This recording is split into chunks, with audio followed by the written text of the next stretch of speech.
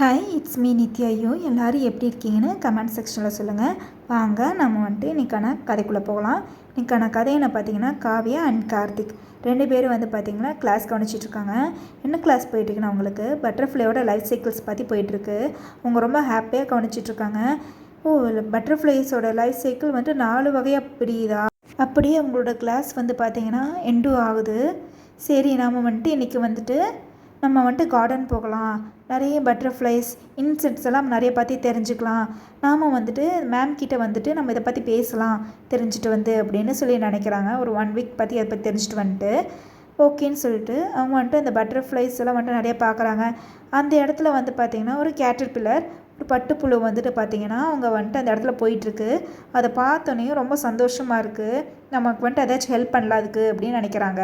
அப்போது அந்த கேட்டர்பில்லரை பார்த்துட்டு என்ன பண்ணுறாங்கன்னா, நம்ம வீட்டுக்கு எடுத்துகிட்டு போகலாம், எங்கேயாச்சும் வச்சு வளர்க்கலாம் அப்படின்னு சொல்லிட்டு என்ன பண்ணுறாங்கன்னா, அந்த கேட்டர்பில்லருக்கு அவங்க எடுத்துகிட்டு போய் அதுக்கு தேவையான இலை இந்த மாதிரிலாம் அதுக்கு என்னென்ன சாப்பிடுமோ அதை அவங்க மேம் சொன்னதை வச்சு அதுக்கு என்ன பண்ணுறாங்கன்னா, அதுக்கு கொடுக்குறாங்க. அந்த கேட்டர்பில்லர் சாப்பிட்டு நல்லா வளர ஆரம்பிக்குது. கரெக்டாக பார்த்திங்கன்னா அந்த நாள் வருது.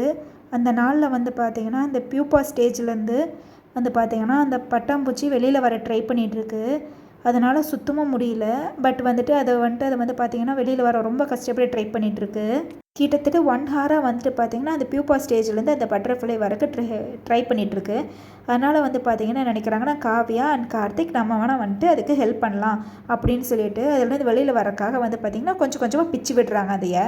அதை நல்லாவே பிச்சு விட்டுறாங்க. அந்த பியூப்பா ஸ்டேஜ் இதுலேருந்து வெளியில் வரக்காக அந்த பட்டர்ஃப்ளை வெளியில் வருது. அது நல்லா வானத்தில் பறக்கும் அப்படின்னு நினச்சிட்டு இருந்தாங்க.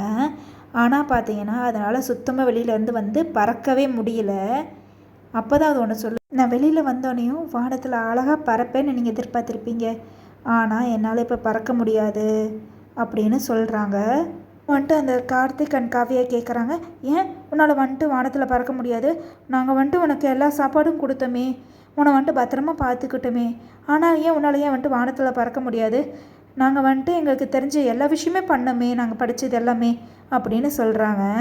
அப்போ பார்த்தீங்கன்னா, நீங்கள் படித்தது எல்லாமே பண்ணிங்க தான், ஆனால் அந்த பியூப்பா ஸ்டேஜ்லேருந்து வெளியில் வர வேண்டியது அது என்னோடய ரெஸ்பான்சிபிலிட்டி. நான் தான் அதுலேருந்து எஃபர்ட்ஸ் போட்டு வெளியில் வரமே தவிர, நீங்கள் பண்ண எல்லாமே கரெக்டு, ஆனால் பியூப்பா ஸ்டேஜில் மட்டும் எனக்கு கொஞ்சம் வெளியிலேருந்து என்கரேஜ் மட்டும் பண்ணியிருந்தீங்கன்னா போதும், மற்றபடி உங்கள் மேலே எந்த மிஸ்டேக்கும் இல்லை. ஏன்னா அந்த பியூப்பா ஸ்டேஜில் நீங்கள் எனக்கு ஈஸியாக பிச்சு விட்டீங்க, அதனால தான் என்னால் வானத்தில் பறக்க முடியல அப்படின்னு சொல்கிறாங்க. அதை கேட்டுட்டு கார்த்திக் அண்ட் காவியாவுக்கு பார்த்திங்கன்னா ரொம்ப சோகமாயிருச்சு. அப்போ அவங்க என்ன மிஸ்டேக் பண்ணாங்கன்னு ரியலைஸும் பண்ணிக்கிட்டாங்க. இந்த கதையிலேருந்து நான் என்ன சொல்ல வரேன்னா, நம்மளோட ரிஸ்க்கை எப்போயுமே நாம் தான் சேலஞ்சஸையும் நாம் தான் ஃபேஸ் பண்ணி பழகணும். அப்படி பழக ஆரம்பிச்சிட்டிங்க அப்படின்னா உங்களுக்கு எல்லாமே ஈஸியாகிடும். அப்புறம் பார்த்தீங்கன்னா உங்கள் மேலே ஒரு புது செல்ஃப் கான்ஃபிடென்ஸ் உருவான மாதிரி நீங்கள் ஃபீல் பண்ண ஆரம்பிப்பீங்க. அதுக்கப்புறம் உங்களோட க்ரோத்தை யாருனாலையும் ஸ்டாப் பண்ண முடியாது. என்னோட இந்த கதை உங்களுக்கு கண்டிப்பாக யூஸ்ஃபுல்லாக இருந்திருக்குன்னு நினைக்கிறேன். And have a great day.